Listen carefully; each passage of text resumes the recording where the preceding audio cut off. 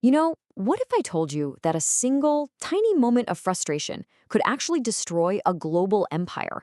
This is that story. It's about how one little mistake, one single fee, not only toppled a giant, but created a brand new one from its ashes.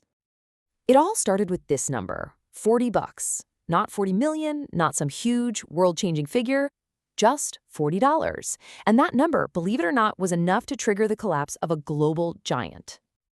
I know. It sounds totally impossible, right? How could one charge for a late VHS tape possibly spark a revolution? But it did. That was the tiny spark that lit a fire and completely redrew the map of modern entertainment. So how on earth does something like this even happen? Well, to really get it, we've got to go back in time. The year is 1997, and the stage is perfectly set for a classic David versus Goliath story. Okay, so in one corner, you've got the heavyweight champion of the world, Blockbuster. We're talking a billion-dollar behemoth, 9,000 stores. They were the undisputed king. And in the other corner, this tiny little startup called Netflix, with a kind of weird idea, renting DVDs through the mail. Yeah, it wasn't exactly a fair fight. So remember that $40 late fee for Apollo 13? Turns out the guy who got hit with it was the founder of Netflix himself, Reed Hastings. And in that moment of pure frustration, he had a revelation. He realized the biggest pain point for customers wasn't choosing a movie, it was the punishment for returning it late. Looking back now, it seems so obvious, doesn't it?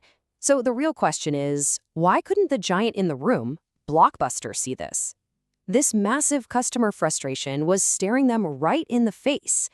What was blinding them to the threat? They were trapped, not by walls of brick and mortar, but by something way more dangerous, the invisible box. See, this is the prison we build for ourselves out of our own assumptions, built from the very successes of our past. It's that mindset that just says, we do things this way because, well, that's the way we've always done them. And that is the mindset when you're inside the box.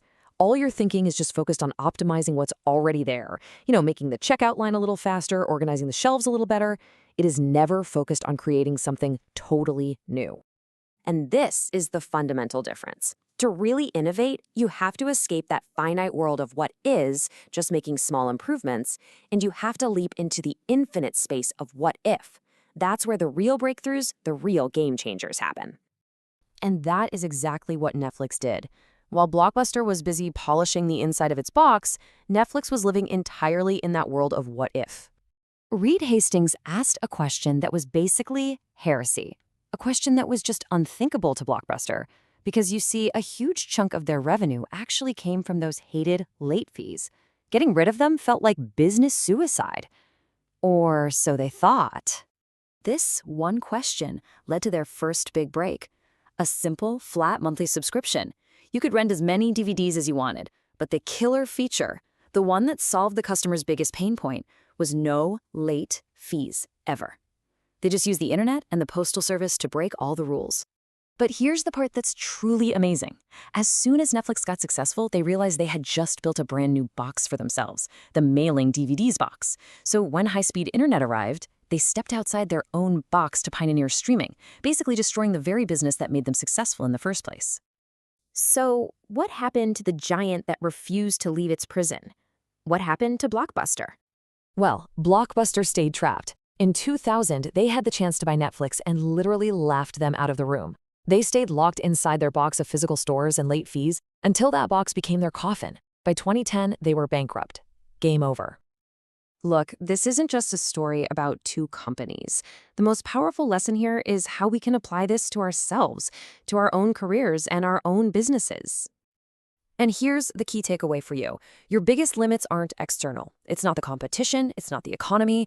They are the invisible walls in your own mind, the assumptions you hold and the rules you follow without ever even questioning why. So here's a simple, powerful playbook to help you escape your own invisible box. First, you gotta identify your walls. Just write down 3 to 5 assumptions you hold that you never question. Second, test those walls. Ask why over and over again like a little kid. Third, get a fresh perspective from someone completely outside your world. And finally, ask the killer question. If a startup wanted to destroy my business, what would they do? So I'll just leave you with this final thought to chew on. In your work, in your life, what is the one stupid rule that everyone just follows without question? Because identifying and challenging that one rule might just be your first step out of the box and into a much, much bigger future.